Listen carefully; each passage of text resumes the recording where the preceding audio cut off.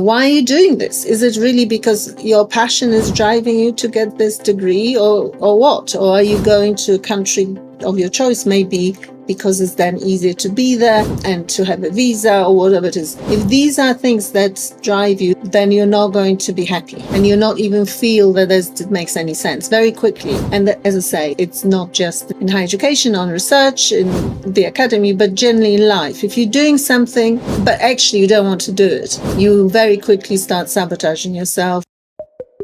Welcome to Beyond the Thesis with Papa PhD, your weekly inspiration for post-PhD career development. With me, David Mendes. Today I have the great pleasure of having with me Dr. Agnieszka Piotrowska. She is a filmmaker, academic, and certified life coach whose work unpacks the invisible stories people carry, particularly those who appear outwardly successful but wrestle with anxiety, isolation, or a lingering sense of unfinished business. Through the Scholar's Mentor, her coaching and mentoring platform, she supports international PhD students and accomplished professionals in reclaiming their voice and direction, not through empty affirmations, but through honest conversation, creative exploration, and a clear-eyed view of what's really going on beneath the surface. Dr. Agnieszka, welcome to Beyond the Thesis with Papa PhD. It's great to have you here. We're going to talk about some difficult topics because often are even taboo. So I'm really happy that we could find some time to talk a little bit about your experience, your journey, and what brought you to decide to make your mission to help young researchers, not so young researchers, with this type of issue, which we know is widespread. Welcome. Right. Well, thank you so much. Lovely to be talking to you. Yes, so my own journey has been through kind of industry, doing various things, doing a PhD, and then working in higher education for some 12 years before I stepped down. So I still work part-time in higher education, supervising PhD students, but mostly I work kind of as a personal mentor and coach, and also have been spending more time writing, which I'm very happy about. So, I acknowledge and recognize that it's easy, and I know a lot of people you talk to discuss strategies to get out maybe of higher education and academy and do other things, which I think is right and proper, because when you do a PhD, I think you get into a sort of mindset thinking, oh my goodness, and now what? Even if I get this PhD, where will it take me? What does it mean? What am I going to do with it? And does it even make any sense? And I think that everybody goes through this type of way of thinking. What I have noticed particularly, and this is not just me, but statistics say that international students, including research students, particularly suffer all kinds of anxieties as they are going through the journey. Now, the PhD journey, as we know, is tricky. In any event, for anybody, it shouldn't quite be so tricky. It could be more joyful because it should be fun, really. You've decided to embark upon something that is to do with your passion, or should be, that is to do with your own goal, what you want to do, and you maybe want to look at something just for yourself, right? So it should be fun, but it somehow, a lot of the time, is not fun. And I think I'm most familiar with structures in this country, so in the UK, but also internationally in Europe and Poland, and also in US. And the US is also very tricky, actually. So what happens is particularly, it's not nice to be critical, and I don't like to particularly criticize anything, but it is true that higher education has become kind of very influenced by neoliberal strategies and policies, and so it's hardly like a university. It's a space for joyful discovering of knowledge, right? Unfortunately. So it's driven to sort of market forces. How can I get a job? How can I do something impactful, whatever that might mean? Because first of all, it's too early to know how you're going to be impactful when you are on the journey, right? But particularly people who come from different parts of the world to come and study in a different place for whatever reason, there is evidence that they can often suffer.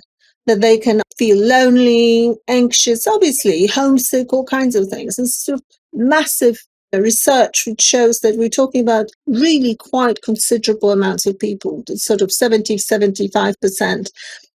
My own students, as opposed to kind of clients, as it happens, the people who I am closest to have come from different cultures, and you see the various testimonies on our website. And they are very happy and successful people now. And the three I'm thinking about are indeed academics, because that's what they've chosen to do. But even these people who are highly motivated, very jolly people to begin with, they too have had a variety of issues, and some of them are institutional issues. So pressures put on individuals embarking on the journey are often to do with structures and institutions. And when I can, I like to help. And I certainly have helped within institutions to begin to shift a conversation about doctoral research, but also the issue is, how do you deal with it on your own, right?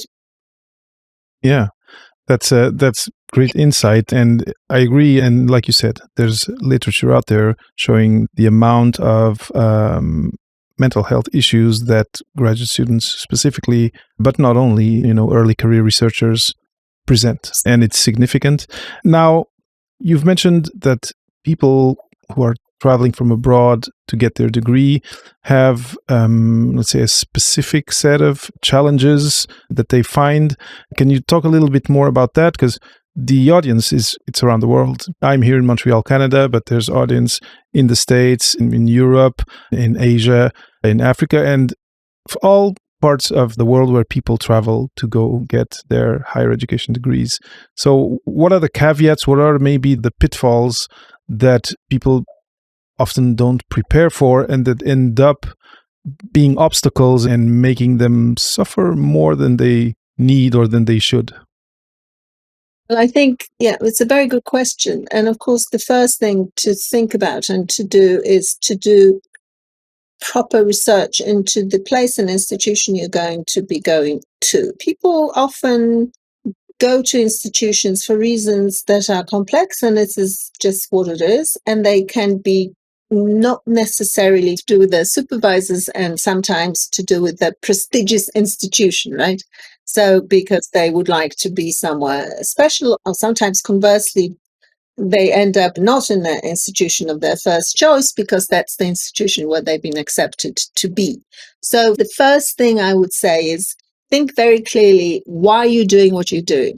Why really? So, there's this thing which I called my own PhD is in psychoanalysis. So I always look at the unconscious mechanisms. So there's always a massive discrepancy, not just in this, but in anything in life, between what we say we want and what it is that we actually want. And it is really helpful to try and somehow close that gap so that you really begin what it is that is driving you anyway. What it is that you might like. How would you define success? Because research students come, for example, to this country, UK or US or Canada, anywhere really. First of all, I'm sorry to say, but very typically because their families say, "Ooh, wouldn't that be great for you to go and study abroad? And we can even come up with some finance." Usually they do, right? Sometimes people get a scholarship, which is wonderful, but even that puts a lot of pressure on everybody. So, why are you doing this? Is it really because your passion is driving you to get this degree, or what? Or are you going to a country of your choice, maybe because it's then easier to be there and to have a visa or whatever it is? If these are things that drive you, then you're not going to be happy. And you'll not even feel that it makes any sense very quickly. And as I say, it's not just in higher education, on research, in the academy, but generally in life. If you're doing something, but actually you don't want to do it, you very quickly start sabotaging yourself and or become anxious. If you sabotage yourself, I always think, well, it depends how much you sabotage yourself. But if you decide actually you want to do something else, then fine, right and proper, But if you start sabotaging yourself, for example, just destroying your body, for example, taking some substances, so that you can say, well, there you have it, I can't cope, then I suggest this is a disaster. On the most basic level, it's important to really research the people who will be your supervisors. So it's such an obvious thing to say, but people just don't somehow. It just, like, if they've chosen an institution and the general topic, then you just think, oh, well, I'm sure the institution knows, anybody will do. Well, definitely not. I would say really try and meet with this person beforehand. Try and find out if they've had any completions and how many. And if possible, even talk to their former students. Not always possible, but often it is possible. Because you want to be with somebody, if possible, as your director of studies, who has had completions, meaning who has seen somebody through the journey, right? Because if you work with somebody absolutely charming, but they don't know what they're doing, then there's going to be a problem, I'm telling you. So you want a specialist, right? You want an expert. Now, these things are in general terms typical for any candidate, any research student.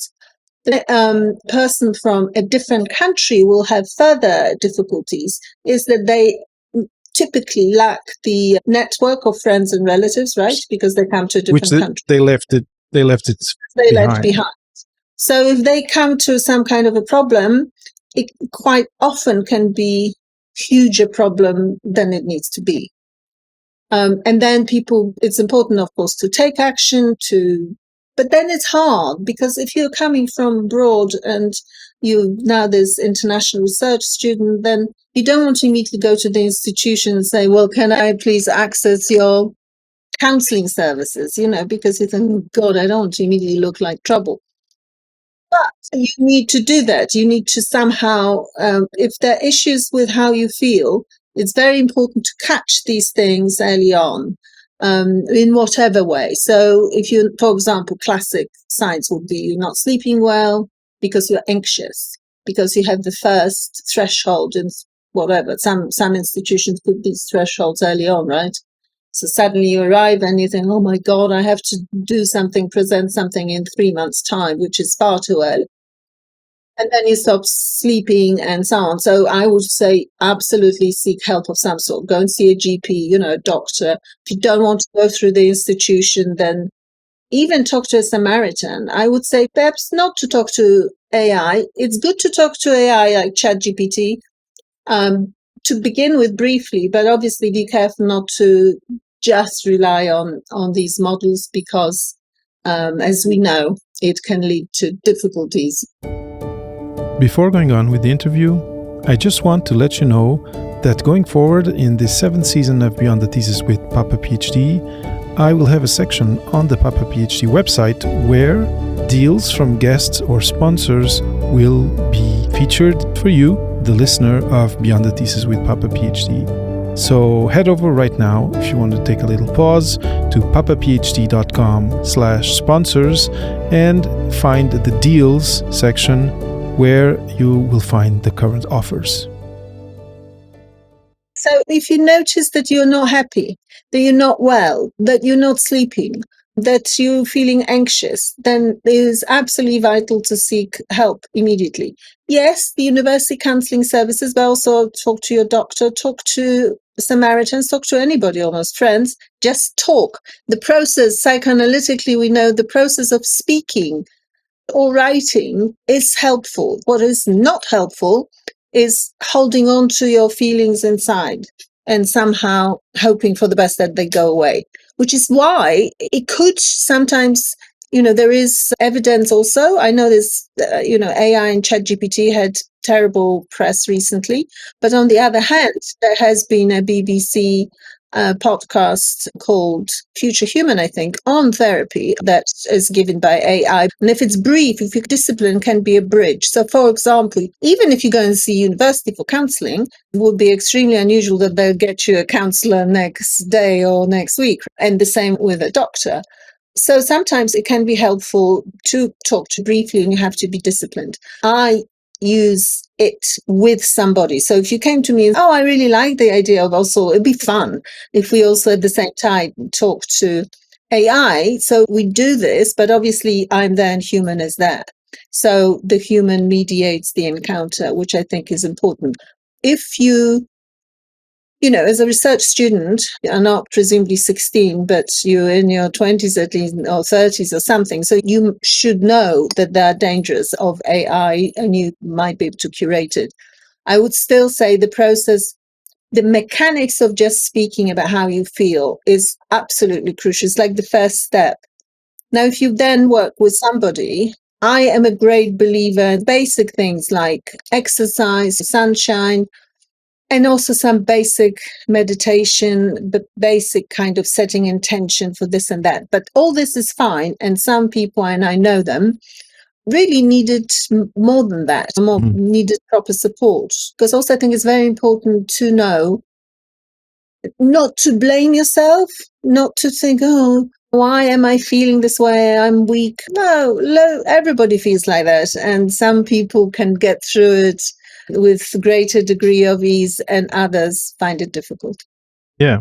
And again, yeah, this all depends on the culture you come from, the family you come from. There's so many variables on, and you're also your inner, you know, how you're built psychologically. But you're the expert on that. Now, one thing before we maybe go on into some practices, some tools, some interventions that you know work. I've talked with different people. I've interviewed people who have dropped out of their PhD. And I've talked with people who have done it and who are happy with their decision. I've talked with people who have dropped out either of their PhD or of the academic career and are not happy with their decision. They feel that like they were kind of forced to do it by different, you know, by different contexts and different variables. But this question of dropping out from my conversations crosses a PhD student's mind. You know, most everyone at a certain point will think about, should I be doing this? You know, is this actually something that I need as a person? Or is this difficulty and are these challenges something that I actually don't need in my life? And there's different answers to that, of course. But for someone who's listening or watching and is in this kind of weighing, okay, this is tougher than I imagined. My family, my close friends are, you know, 6,000 miles away. And I think I might need to quit. Again, like I said, I don't think there's a right or wrong answer, but for people who are in this very difficult reflection, because often there are, like you said, family expectations, supervisor expectations, etc., etc. What's a healthy way to navigate that question and to get to an answer that's healthy and that you can be at peace with? Obviously, it's a crucial question. I don't have a crystal ball. I have many talents, but I'm not a magician, but I can share some of my insights. So I started a PhD as a mature student already, meaning not straight from school. I had successes already in professional life as a filmmaker. I was very confident. I knew what I was doing. My PhD was in psychoanalysis and ethics and documentary film. Film is my key discipline. So I thought it's going to be a walk in the park. And it appears like it was a walk in the park because I did it quickly. I did it very quickly, efficiently, did mine in the end with no corrections, which is in the UK, it's unheard of. It's like a tiny percentage. So it did go very well in the end. But at the beginning, and it was early on, I did have grave doubts about this course of action. Like, really, I thought, why am I even being tortured? You know, is this like some kind of insanity? Because I had fabulous supervisors. The core team was fabulous, but there was an auxiliary supervisor who maybe, it's possible, felt insecure because I already had these other successes. I felt, and maybe it was a woman as well, she tried to show off in front of these other more senior supervisors. But the long and short of it is that I was very unhappy and literally was thinking, I don't actually need this So again, I went to see this professor who was in charge of the graduate school. So she wasn't my supervisor. She's a wonderful Lynn Siegel. She's a feminist, and she was already then, and this is 12, 13 years ago, she was already then appeared quite ancient. She's still around, full of beans.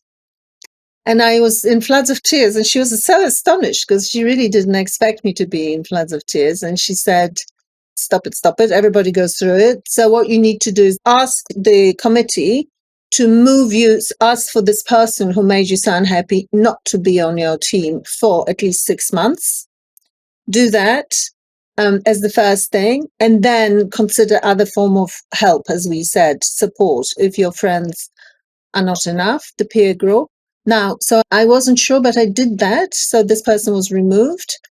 But you see, I was kind of lucky because my PhD, as I say, was in psychoanalysis. So as part of this PhD, I could argue that I was training to become a psychoanalyst. As part of the training, you have to go and be analyzed.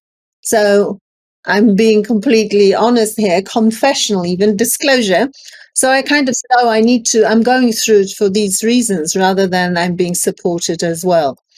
And so if I would say when there's a moment of despair, try and get through it before it's like other moments of despair in our lives. Very often just give it a week and then maybe life will seem different. So you seek your help, somebody to talk to. You need to remove something in your direct vision. So I removed that auxiliary supervisor. That was easy. If it's your primary supervisor, and as I say, maybe you shouldn't have been in that position in the first place. If you can see through this qualification, then it will be great because it will give you the sense of achievement. It is fun to be able to say, I am Dr. Piotrowska. It is fun. And you know what? When actually one of my former students, Priyanka, she's from India, and she always tells the story at events like this to say she was in some despair. And I said to her, look, imagine your credit card saying, and this is mine, saying Dr. Singh or Dr. At that point, she was Dr. Savita, and she loved it. So she made up a little card which said her name, like a little credit card, put it on her vision board. And, all kinds of challenges happened to her, but she got it. She's very happy and it's all going swimmingly. So it's the issue of sort of getting through and getting some team on your side to help you, even though it's a project that is an independent research, right? Yeah, of course. People to help you, I think.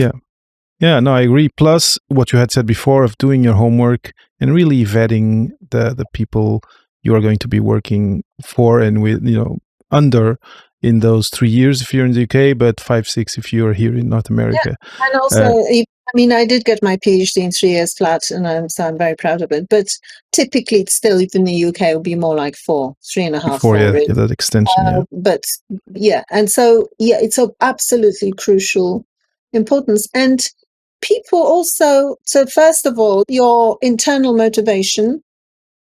Why are you doing it? Are you passionate about your topic anyway? Would you be doing it anyway? And if not, then I would think hard. Because it's nice to have a PhD, but it's certainly not the only way forward, is it? You can be happy in life without a PhD.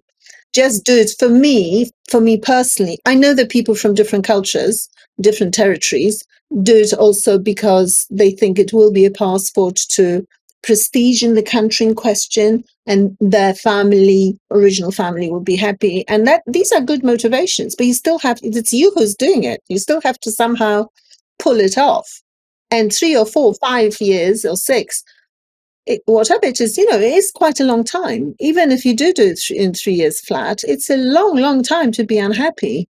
So it's not something to consider if you are not, for me, if you're not sure if you really, really are passionate about your topic. If you're not passionate about your topic, honestly, Find the topic that you are passionate about or go do something else. And this is, totally my first piece of advice. If you then stuck, then sure, come and see me, I'll help. But it's a problem. It's a problem if you're actually a bit semi-bored with what you're doing, because it's a lot of work, and even in the current day and age, which some things are a lot easier than when people were doing PhD 30 years ago, because it literally, no proper internet, no nothing. I've mentioned, yes, because I'm a great fan of AI, consider using it for feedback. So if you're writing something, show your work to, say, Claude is good for feedback. But be very, very, very careful not to use these things as a ghostwriter, because you are literally lobotomy. Even aside ethics, aside if they catch you, let's just think they are not going to catch you. This is your space when you're developing your skills, and these skills will hold you in some good stead, hopefully, right? Hopefully, yeah. So it doesn't make any sense. You're paying money, even if you got a scholarship there, it's the hardship, this, that, and the other. Then why would you then sort of use a ghostwriter to write his stuff? So be very, very careful. So it's not, against you. And then at the Viva, of course, if you don't know your material really, really well, then you might be caught, which will be a catastrophe, basically. Yeah. So preparation, of course. Agnieszka, we're almost reaching the end of the interview, and before we do, and before I ask you how people can reach out to you and links to a scholar's mentor, etc., I'd love to know if you can share fairly quickly an intervention, a practice, something that people can apply if they're going through these tough moments of maybe thinking of dropping out, or simply they're they are homesick, they are having trouble finding a sense in what they're doing, and thinking, wow, I cut myself away from, let's say, my family if they're from overseas, and now I'm stuck here for 3 years doing this. It's I just wonder whether there's something that you can share in this last minute or two that they can apply today. As I mentioned, do basic things. Don't always think the solution is some kind of miracle. If you feel unhappy and you feel you can't talk to your family at home because they'll be upset, then find somebody else to talk to.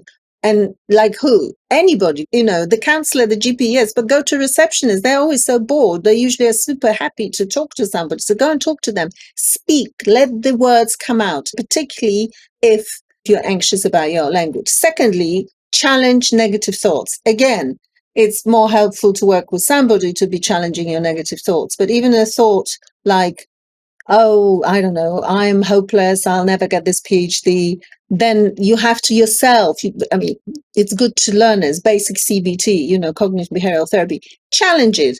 No, I'm not hopeless. I am here in a foreign country. I am one of this tiny amount of people who's doing it. Far from hopeless, I'm brilliant. And literally say these words to yourself. When the thought comes, am I actually, in fact, hopeless? Then you have to say, no, I'm not hopeless. I am, in fact, brilliant. And you'll see, bizarrely, I know you're smiling already, but you'll feel better. You immediately think, oh, actually, I am a bit brilliant. So it's like a little leap to just a different space. Then if you're working with somebody, do the meditation. There's so many meditations. Obviously get in touch with me and I'll offer you guided meditation, but frankly, you don't have to do that. Go online, find 6-phase meditation, say from Mind Valley, and you can listen to it. This is a short thing. It's like 16 minutes, I think. So you can do this and you will feel better. Do things that make you feel better. Be nice to yourself. Go for a little walk in the sunshine. But honestly, I think the affirmation can sometimes be misunderstood. Because if you really feel down, it's just nonsense to try and fake.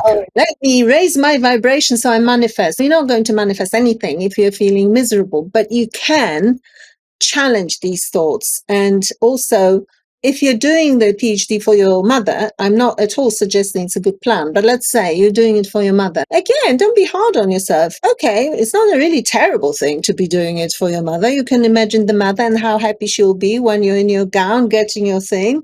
How she'll be so proud that you have this credit card which says Dr.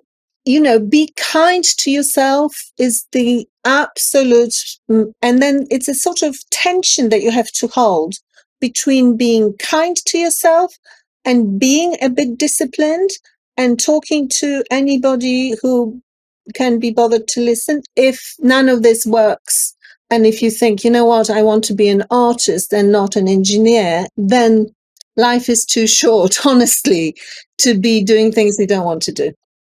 But I'm happy to talk some more, as we discussed, and, tell you more stories. Wonderful. That we will have other conversations for sure. Agnieszka, thanks for all those insights. Thanks for all that actionable advice.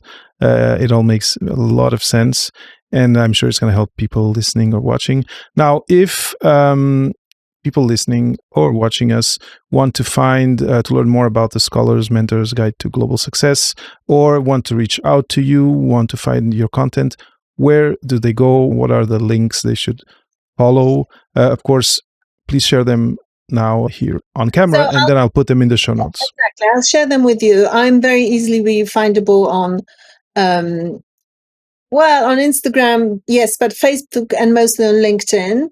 And the Scholar's Mentor, so Scholars, the plural, Mentor, we have a website and we are there, and the book is available on Amazon.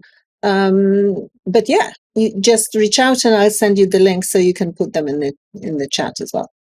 Wonderful. I'll put them in the show notes so people can maybe buy the book and understand and see what you offer if they feel that they would like to work with you, of course. Agnieszka, this has been a great pleasure. I really appreciate the inside knowledge of going through graduate school that you brought to this conversation, but also your own color, your own way of talking about things that is very, how can I say, uncomplicated. I think everything you've said is very easily applicable for people who are watching and struggling with these issues. Anyway, in the name of the community, thank you so much for this time that you spent. And also, please reach out to David if you have any questions in particular. And then what we can do is meet again and answer the questions, right? That would be nice thing to do as well. So we can do that, and I'll be happy to do that and share some more, whatever you would like to discuss. So thank you so much for inviting me. Beyond the Thesis with Papa PhD is produced by me, David Mendes. If you enjoy the show and want more of my work, please support the show on Patreon. Just go to patreon.com/Papa PhD and choose a tier. And if you just want to buy me a coffee, you can easily do it at buymeacoffee.com/Papa PhD. I'm David Mendes. See you soon.